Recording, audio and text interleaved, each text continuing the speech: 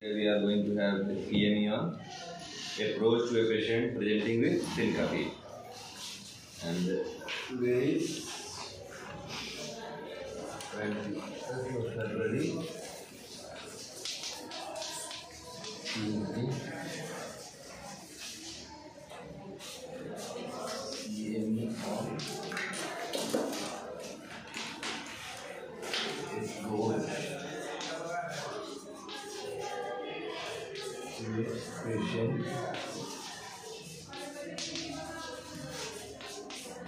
presenting with syncope.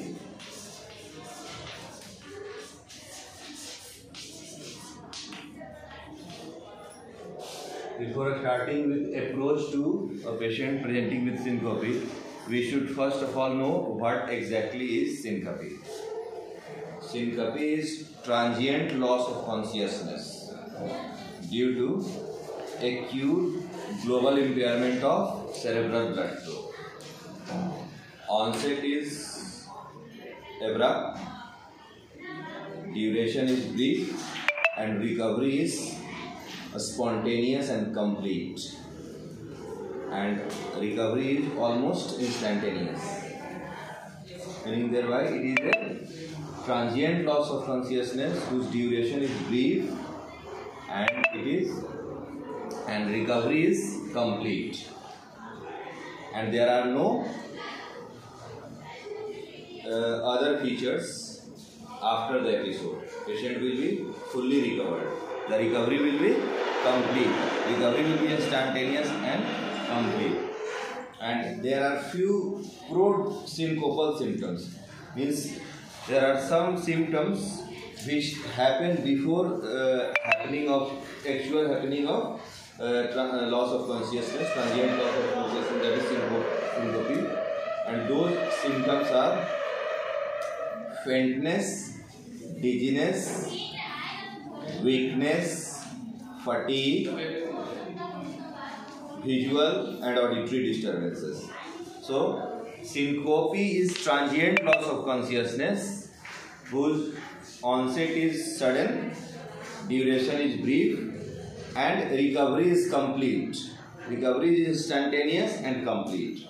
And it is preceded by some symptoms like faintness, dizziness, weakness, fatigue, auditory and visual disturbances. So this is syncope. This is about syncope.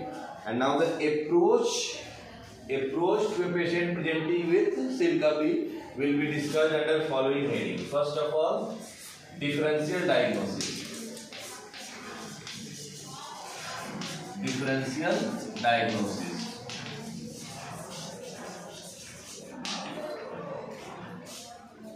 I am just giving the broad outline of today's CME. Under what headings I will be describing all the content of the CME. Differential diagnosis, initial evaluation,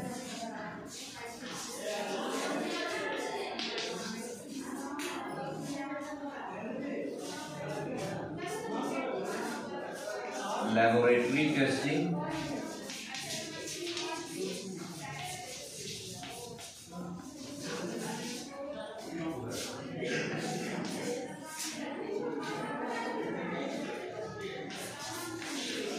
autonomic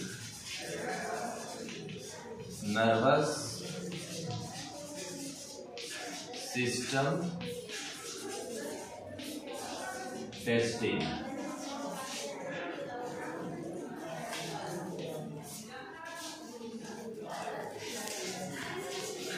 cardiac evaluation,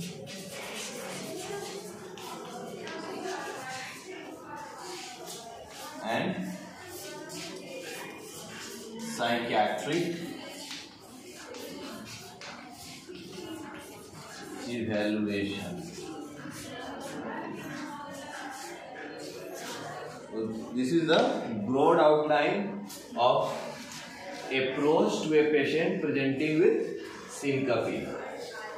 And first of all, as I have already told about the definition of syncope, it is transient loss of consciousness, onset is sudden, duration is brief, and recovery is complete. And there are no post-syncopal phenomena, means recovery is complete. This very definition itself will help you to distinguish from all other related things which masquerade or mimic as syncope. And that's why there is need to know the differential diagnosis. What are other things which can come to your mind while examining a patient with syncope? So let us start with the differential diagnosis.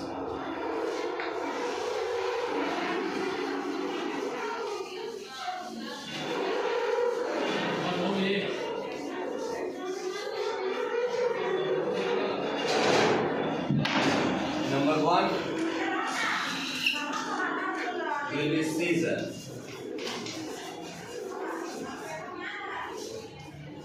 Number two will be hypoglycemia.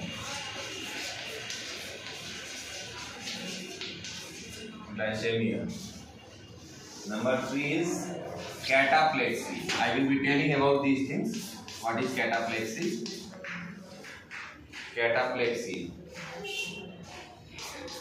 Number four will be falls due to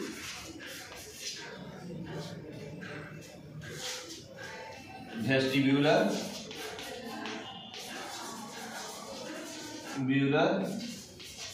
dysfunction.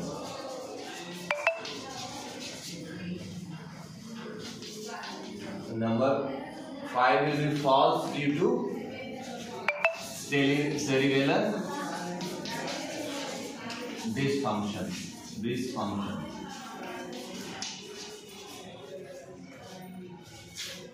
Number six will be falls due to extrapyramidal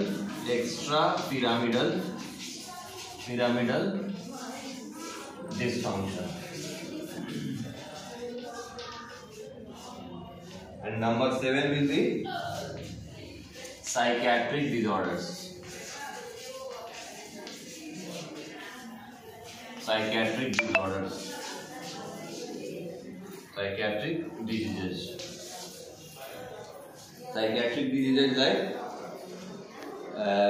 depression, anxiety, panic disorder, and somatization disorders. So psychiatric diseases. These are the differential diagnosis, and I will be telling how these things are different from actual syncope.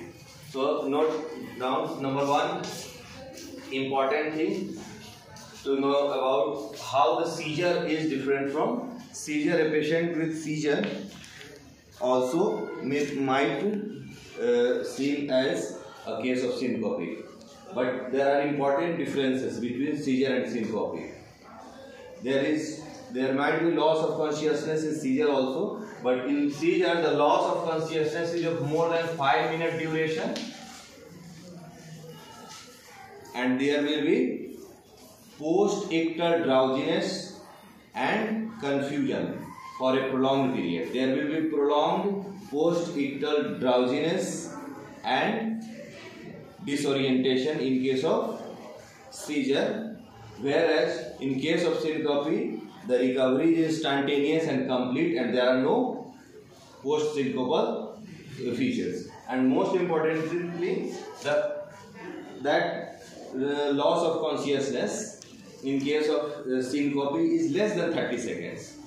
In case of syncope, the loss of consciousness will be for less than 30 seconds, whereas in case of seizure, the loss of consciousness will be for more than 5 minutes, and there will be prolonged post-ictal drowsiness and disorientation. Number two, the differentiating point: after episode of seizure, there is muscle ache, and also there is muscle ache in case of syncope, but muscle ache is prolonged in case of seizure disorder. And number three distinguishing point: syncopal episodes might be precipitated by emotion or pain. By emotion or pain, syncopal episode can be precipitated, but true seizure is never precipitated by emotion or pain. That is purely neurological phenomenon. There is hyperexcitation of cerebral neurons. So, the emotion or pain never precipitates seizure, whereas emotion or pain can precipitate syncopal episode. And very important point, incontinence. Incontinence happens in both seizure as well as syncope, but fecal incontinence is very rare in syncope. If there is fecal incontinence, then the chances is that this is a case of seizure rather than syncope.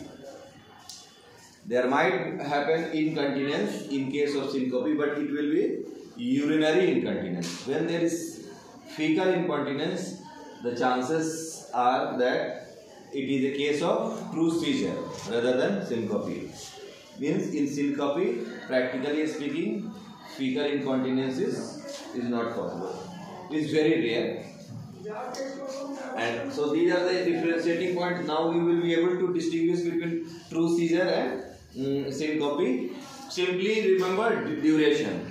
In case of seizure, the loss of consciousness will be for more than 5 minutes. And in case of syncope, the loss of consciousness will be for less than 30 seconds. Very simple, and you can have other things like post-ictal drowsiness and disorientation, muscle ache, emotion and pain, association with emotion and pain, and fecal incontinence, like that. And now coming to hypoglycemia. Hypoglycemia is another very confusing conditions which might mimic as syncope. But there are important features of hypoglycemia like tremors, palpitation, anxiety, diaphoresis, hunger and paresthesia. These are important symptoms of hypoglycemia, and they mark one word: hunger. Hunger is never a pre-syncopal feature. It is never a pre-syncopal feature for syncope. In case of syncope, there cannot be hunger. This is very important thing. So, if a patient is, and definitely you will measure the blood sugar level. If a patient presents with tremors, palpitation, anxiety, diaphoresis, excessive sweating, hunger and paresthesia means abnormal sensations, then it is a case of hypoglycemia rather than syncope. So, and definitely we will measure blood sugar, and you will find the blood sugar is very less. And now it is cataplexy. What is cataplexy? Cataplexy is abrupt onset of partial or complete loss of muscular tone without any prodromal symptoms, and consciousness is maintained throughout the duration of cataplexy, and its duration is typically between 30 seconds to 2 minutes. And this typical feature is found in 60 to 75% of patients with narcolepsy. You must have learned about narcolepsy. It is a disease of excessive daytime sleepiness in which patient has deep urge to sleep, and they in fact get down and sleep anywhere, even in their office, even in their classroom, and anywhere. That is excessive urge to sleep, and in narcolepsy this condition is found. And most importantly, in this there is just partial or complete, abrupt onset of partial or complete loss of muscular tone. But these patients are never unconscious. their consciousness is maintained throughout the episode, and this episode lasts for 30 seconds to 2 minutes, and it is found in case of narcolepsy. So you can easily distinguish, because when you see patients in emergency and there are many attendants and all of them tell some another story, and that case it becomes very confusing. So you first of all have to ask whether the patient lost his consciousness, whether his eyes was closed or not. Just simply lying on the bed and getting up after 2 minutes or 1 minute, that does not define syncope. There should be loss of consciousness, even if it is for 30 seconds. And if there is no loss of consciousness, it cannot be syncope. It might be cataplexy. Okay. Now, falls due to vestibular dysfunction, cerebellar dysfunction, and extrapyramidal dysfunction. These are very simple to. First of all, you have to ask whether the patient, if the patient has history of fall, then it is definitely not syncope. And fall can be due to vestibular dysfunction, cerebellar dysfunction, or extrapyramidal dysfunction.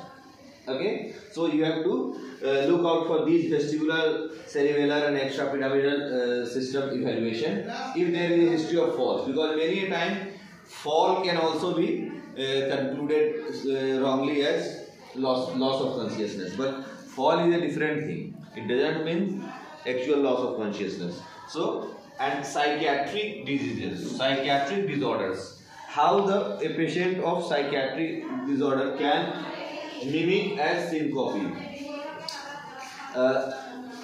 It is defined by a frequent onset of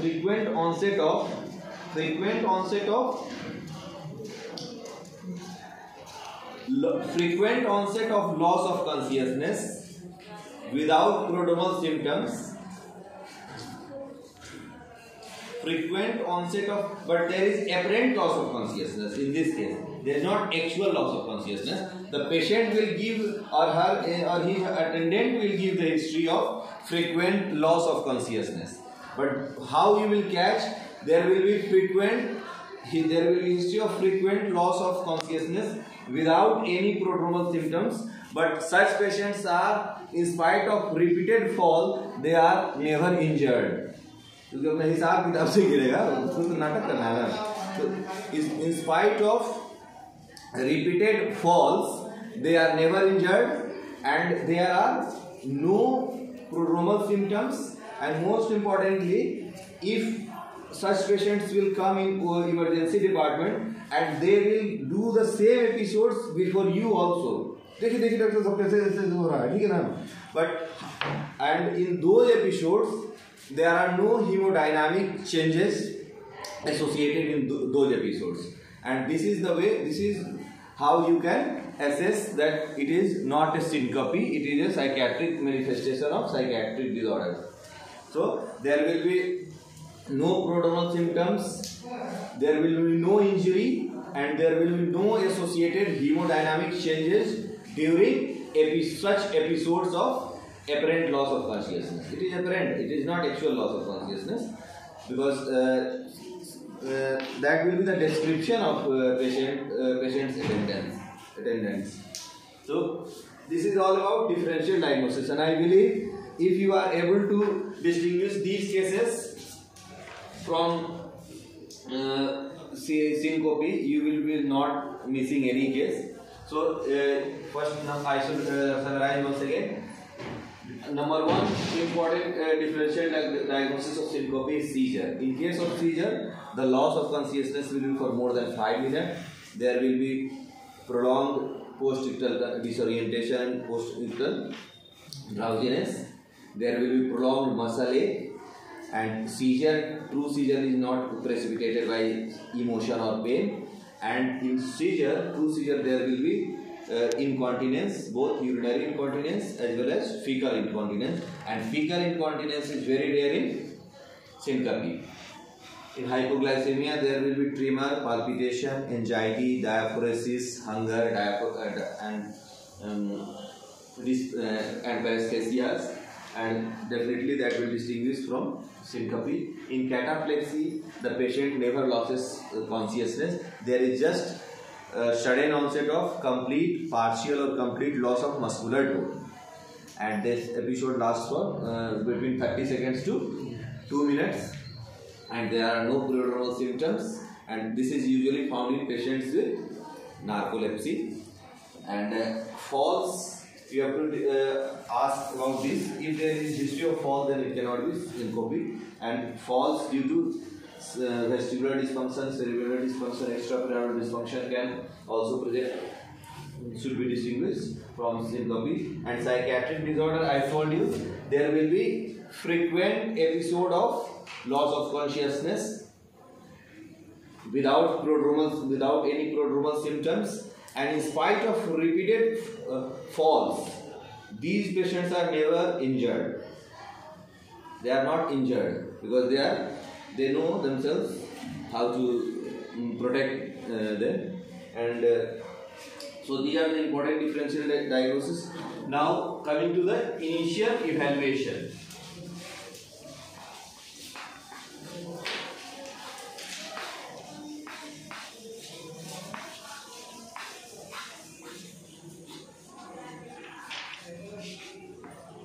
One important thing that I should tell about before initial evaluation, you should note one term that is called orthostatic hypotension. In fact, syncope are of 3 types. Number 1, neural syncope. Neural syncope, which is also called vasovagal syncope.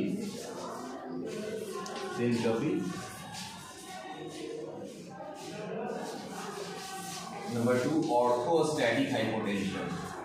Orthostatic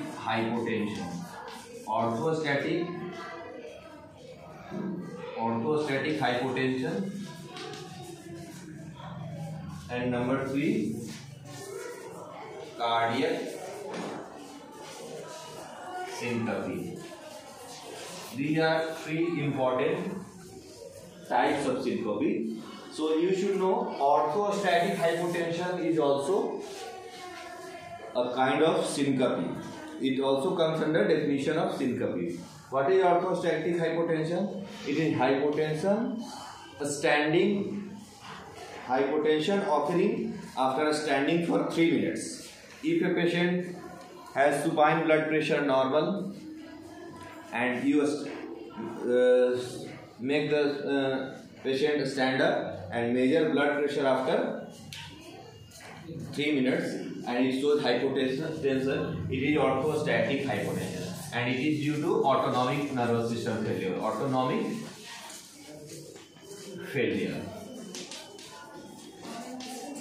This orthostatic hypotension shows there is failure in autonomic nervous systems. That's why that balance of equilibrium of blood pressure is not getting maintained. So this will come in initial evaluation part. That's why I have told you that syncope, orthostatic hypotension, is also a type of syncope. Now coming to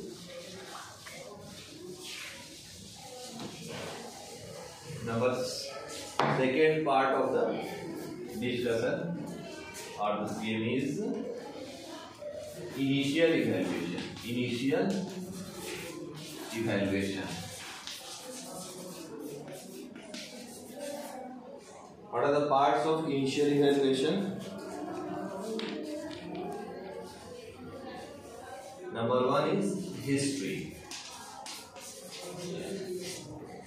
Number 2, questioning of eyewitness.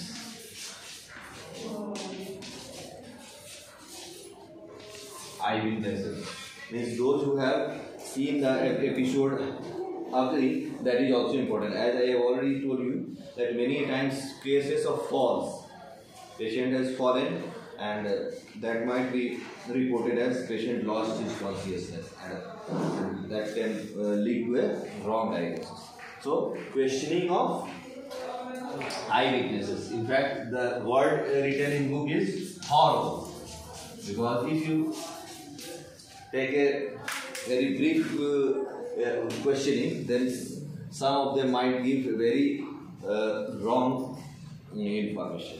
And one thing apart from this CME, I would like to tell you people, whenever you take history in emergency, don't just start asking the person who is sitting by the side of patient, because most of the time, many times, those people are not at all concerned with the patient and they don't know anything about patient, but still to show themselves that they are doing something, they start talking and giving information, and they give the wrong information. So first of all, judge the patient, the attendant, whether he is worthy of being asked or not. And best way to evaluate it, the person who comes first time with the patient in emergency, you should ask particularly for that person, because those are the persons are really concerned with the people. In toughest moment, those who stand with you in your toughest moment, and they are the real giver of information. So you should take a thorough questioning of eyewitnesses.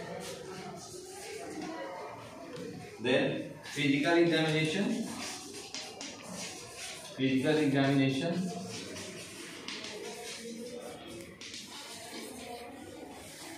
And fourth is neurologic examination.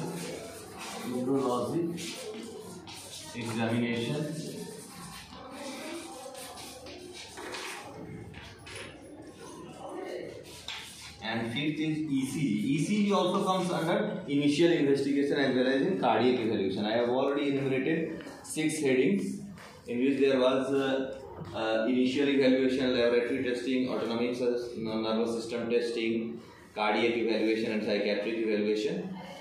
But in initial evaluation also ECG comes. So you should take history. Why history? Because history will delineate from seizure, hypoglycemia, cataplexy, psychiatric and other history of falls and psychiatric disorders. So history taking is important. Questioning of eyewitnesses, those who have seen the episodes, that also matters. Physical examination. In physical examination, including the vitals, important vitals like BP and heart rate are very important. If the patient's BP is less than 90 millimeter mercury, then the chances of having syncopal attack becomes very high. Heart rate is less than 40, again the chances of syncopal episode will be very high. And if the patient is having orthostatic hypotension, because orthostatic hypotension itself is a type of syncope. Orthostatic hypotension means hypotension occurring after 3 minutes of standing. We should do these things and we can do it. So physical and neurologic examination. Why neurologic examination? Because I have already told that many cases of vestibular dysfunction, cerebellar dysfunction and extrapyramidal dysfunction, they might present as syncope. Therefore, you need to evaluate whether it is a case of cerebellar disease or extrapyramidal system dysfunction and other things like vestibular dysfunction. And ECG, because many times arrhythmia causes different types of arrhythmia can cause syncope. That's why it is necessary to do the ECG and rule out any arrhythmia. Important arrhythmia can be supraventricular tachycardia, even non-sustained ventricular tachycardia, long QT syndromes, Brugada syndrome, Brugada ECG pattern. You should read from the book also. Brugada ECG pattern, paraphragmal atrial fibrillation. These can cause syncope. So you should do the ECG. Now the next part is a laboratory tests.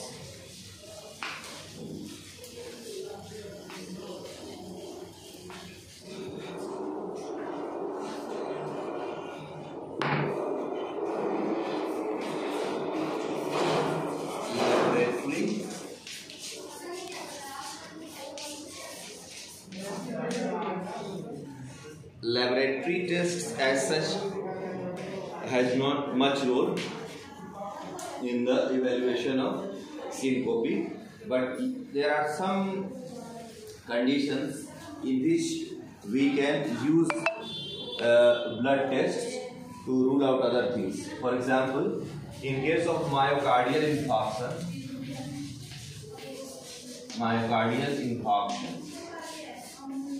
not in syncope, but to rule out other causes of syncope. In case of myocardial infarction, CPK, CKMBs, these enzymes can be raised. In anemia,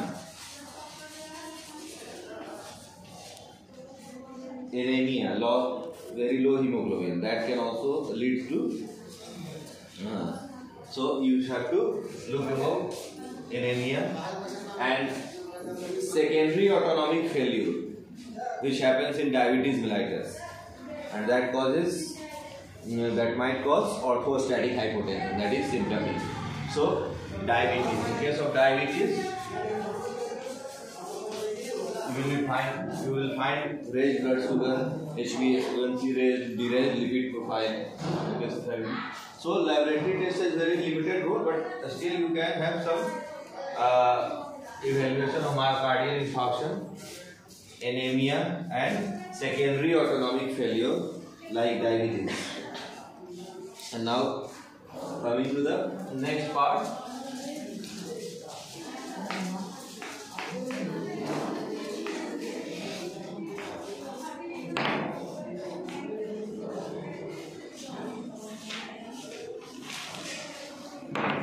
Fourth is autonomic nervous system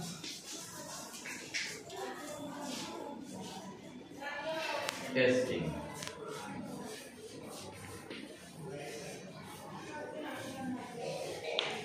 Autonomic nervous system testing. In case of autonomic nervous system testing, we do primarily two things: tilt table test. Tilt table test, and number two is carotid sinus massage.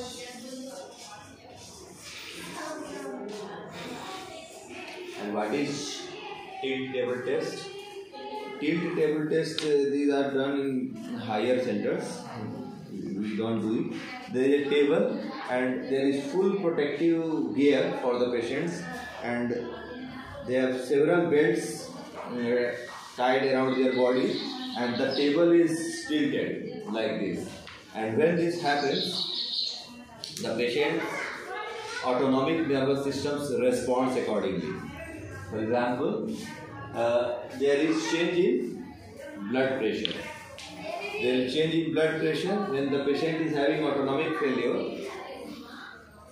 The patient's blood pressure will change, heart rate will change, and when in response to this tilt table testing, there is no changes, then the patient's autonomic nervous system is supposed to be intact, and that does not cause syncope, because syncope in this case we primarily distinguish for orthostatic hypotension from neural syncope, because in many times in neural syncope also there is hypotension and bradycardia, but in case of orthostatic hypotension, in that case the hypotension and bradycardia will be for the entire episode, and that might persist for some time. But in case of orthostatic hypotension, that hypotension will happen only after 3 minutes of standing. In tilt table testing, the table might be done like this, or it might be just standing up, and for 3 minutes it is done to rule out any orthostatic hypotension, and again patient will be put to rest, and again his or her blood pressure, heart rate will be monitored are there, and if it settles down, it means It is a case of orthostatic hypotension. And in case of neural syncope, where there is hypotension and bradycardia, that persists even in all the situations, and that is not related with tilting of table. So it tests tilt table testing, and so major purpose of doing tilt table testing to distinguish orthostatic hypotension from neural syncope. In case of neural syncope, hypotension and bradycardia is persistent, whereas in case of orthostatic hypotension, that episode happens only after 3 minutes of standing, and that settles down when the patient reclines. So this is the importance of tilt table testing. And also there is beat to in tilt table testing, BP monitors are also there, and if there is sympathetic dysfunction, there will be beat to beat variations with the tilting of blood pressure. With each heartbeat, there will be variation in blood pressure in case of tilting, and that shows sympathetic dysfunction. So you should just remember this: the tilt table testing is done to distinguish orthostatic hypotension from neural syncope. This might be asked in your NEET examination also. And in carotid sinus massage, this is done in case when there is suspicion of carotid sinus syncope. What is carotid sinus syncope? When a patient tightens his tie, then he feels transient loss of consciousness. That is a symptom of carotid sinus syncope, and that is because of carotid sinus plaques, stenosis, or any disease causing blockage of carotid artery. So a carotid sinus massage is done in case of carotid sinus syncope and in patients of age more than 40 years without any known cause of syncope. A patient of age more than 40 is presenting with recurrent syncope without known cause, then we should suspect carotid sinus syncope, and in that case we should go for carotid sinus massage. But there is a rider with this carotid sinus massage. We should not do when there is suspicion of carotid stenosis or if there is carotid plaque, because that might lead to death of the patient also, or some emboli, and that might lead to embolization of carotid plaques into cerebral circulation, that might lead to CVA. So this has to be done with caution. So this is about autonomic nervous system testing, in which we do tilt table and see the orthostatic hypotension and carotid sinus massage. So these are two things which we do in autonomic nervous system testing. And fifth is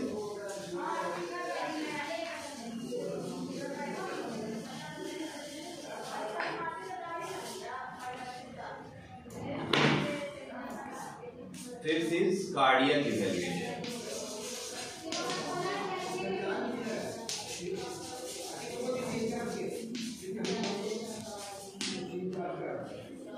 In cardiac evaluation, we do these things: ECG,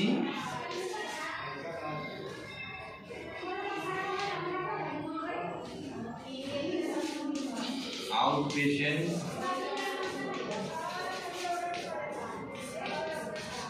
Holter monitoring,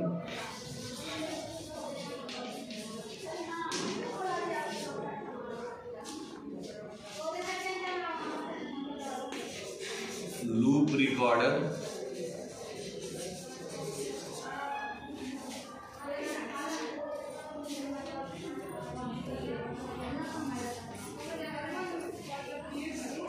echocardiography,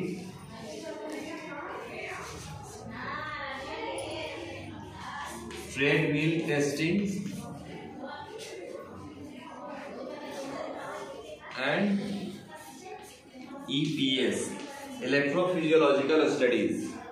So these are the important modalities of a patient presenting with syncope for cardiac evaluation. When we suspect cardiac cause of syncope, then we can go for these things depending upon the conditions. We might not reach here for every patient. Many times our purpose might be solved here or here or here or here or here, and rarely we might have to go for this. So in case of ECG, when we need to do ECG, when we have a suspicion of arrhythmia, you feel the pulse and it is irregular, chaotic, then when there is suspicion of arrhythmia, we can go for ECG, and also we can do ECG when the patient is having coronary artery disease or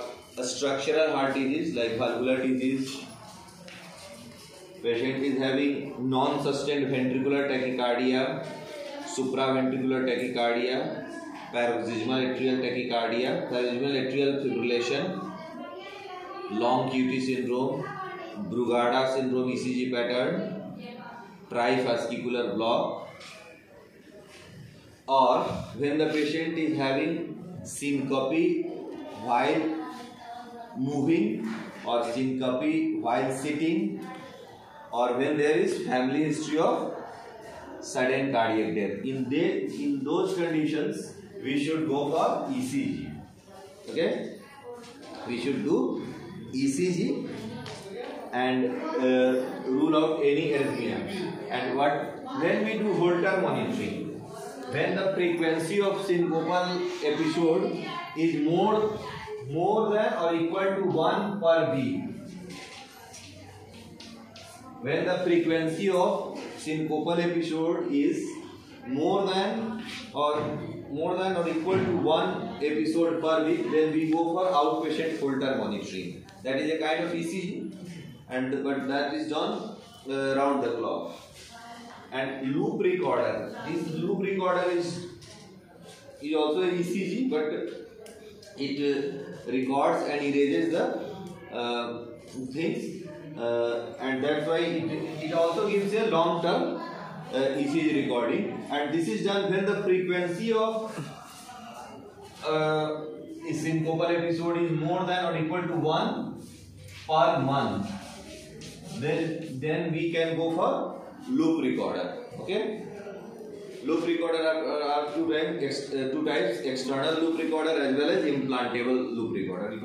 So you should just know this loop recorder is indicated when the frequency of syncopal episode is more than or equal to 1 per month. Then we go for loop recorder. And Holter monitoring is done when the frequency of syncope is 1 per week, at least 1 per week. And echo. Now the next thing is echo. Echo, what are the conditions which are? Echo is done to rule out any structural diseases, like important diseases of the cardiovascular system, which can be picked by echo, which can be diagnosed by echo, and which can present as syncope is: number 1, which valvular disease presents as syncope? It is aortic stenosis. So aortic stenosis, hypertrophic cardiomyopathy, cardiac tumors, aortic dissection, and pericardial tamponade. These are important cardiac conditions which are diagnosed by echo and which present with syncope. Aortic stenosis, hypertrophic cardiomyopathy, cardiac tumors, aortic dissection, and pericardial tamponade. These are important cardiac conditions which are picked by echo and they present as syncope. And treadmill testing. When treadmill testing is done in cases for the evaluation of syncope, when a syncopal episode happens during or after exercise. The patient complains, I feel I lost my consciousness for few seconds while exercising or after exercise. When the patient feels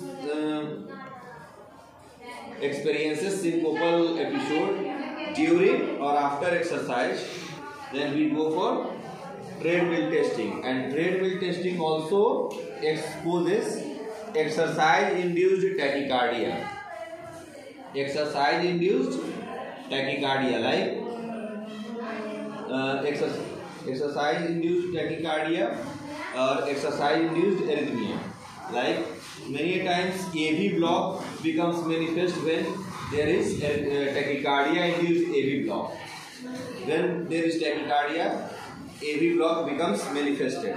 So a tachycardia-induced AV block, and there also happens exercise-induced vasodilatation. Exercise also causes vasodilatation, and that might also lead to transient loss of consciousness. That might lead to transient cerebral hypoperfusion due to vasodilatation.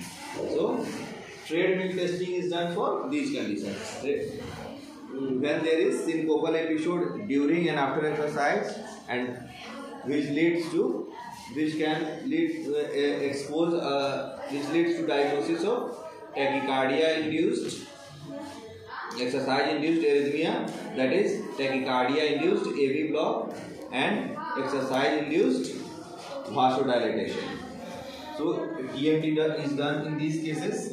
And electrophysiological studies, these are at present not done routinely for the assessment of syncope, and it is done in few higher centers where the non-invasive processes like ECG, Holter, loop recorder, echo and TMT are unable to find the cause of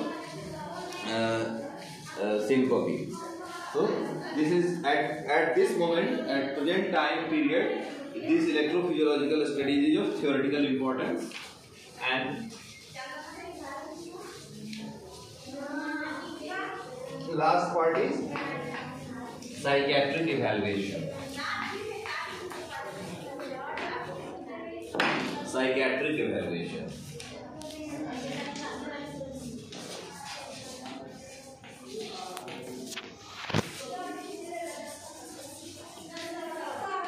Psychiatric evaluation is important. How such patients present? Frequent falls or frequent loss of consciousness without any prodromal symptoms and without any accompanying hemodynamic changes during that episode. I have already told you these things, and such patients are, in spite of repeated falls, they are rarely injured. And important thing is that if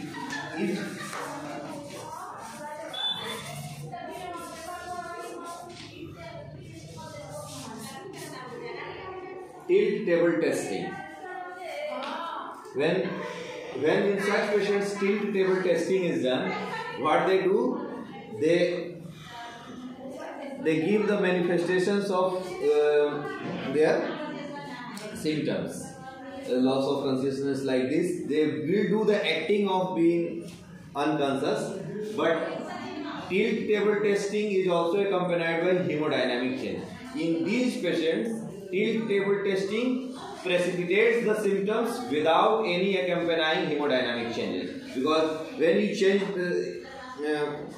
when there will be real syncope and you do tilt table testing, I have told there will be variation of heart rate, there will be variation of blood pressure,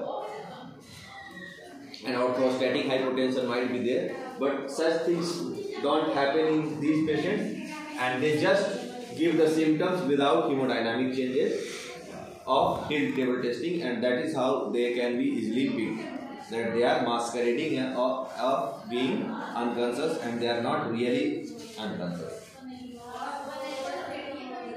So a question might be asked, tilt table testing precipitates the symptoms of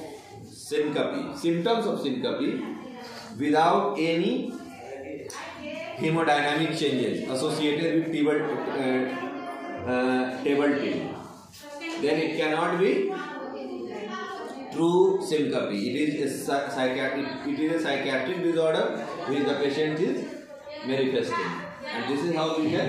And I have already told that there will be no injury, no prodromal symptoms, and this table testing will precipitate the symptoms, but no hemodynamic changes.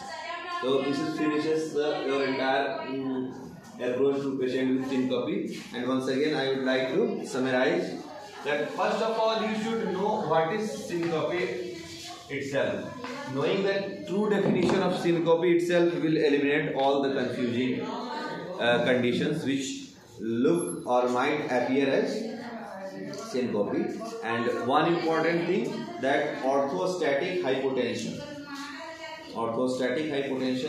also comes under the definition of syncope, that is hypotension.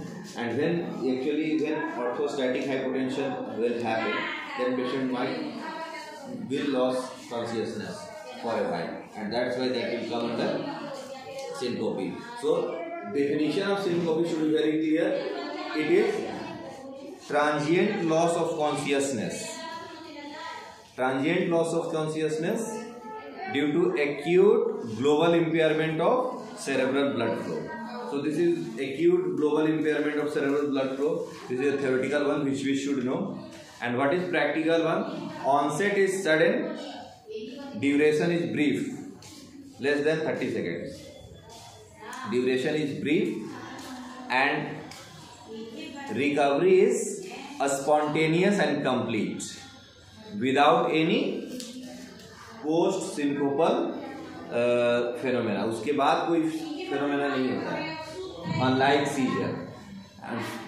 And in case of seizure there will be prolonged post-ictal drowsiness and disorientation, and duration of loss of consciousness in seizure is more than 5 minutes.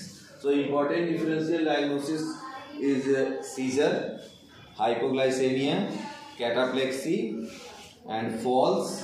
Falls might be due to vestibular disorders, cerebral dysfunction, extrapyramidal dysfunction, and psychiatric disorders. In psychiatric disorders you can have panic disorders, anxiety disorders, major depression, and somatization disorders.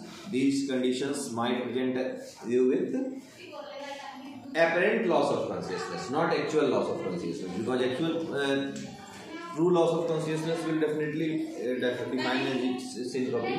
But in these psychiatric conditions, there is apparent loss of consciousness without prodromal symptoms, and without, in spite of repeated fall, such patients are not injured. And this should be very catching point. Why the patient is not injured? We have examined several patients in PMCH also. A girl came and he was fainting again and again. I made her to stand, and when I made her to stand, she first went to wall, and then she was arrested at wall without falling. So that was a case of psychiatric disorder presenting as syncope. So this is, and after that you will have to go for initial evaluation, in which you have to take history, thorough questioning of the eyewitness, then physical examination and neurological examination, and ECG. ECG also comes under initial evaluation of syncope. And after that you will have to go for autonomic nervous system laboratory test, which has very limited role, that can be give a clue in case of myocardial infarction, anemia, and diabetes. And after that you will have to go for autonomic nervous system testing, in which you will after tilt table testing, you will get orthostatic hypotension, which will help you to distinguish from orthostatic hypotension from neural syncope, in which also there is hypotension and bradycardia, but that is persistent in case of neural syncope. And carotid sinus massage for autonomic nervous system testing. And after that you will have to go for cardiac evaluation. In cardiac evaluation, I have told about ECG, Holter monitoring, loop recorder, echo, treadmill testing, and electrophysiological study. Because in NEET examinations, what are the modalities which can be used for assessment of a patient with syncope? So you will have to know all of these 6 modalities of cardiovascular assessment, and lastly psychiatric evaluation. So this finishes the CME today. Thank you.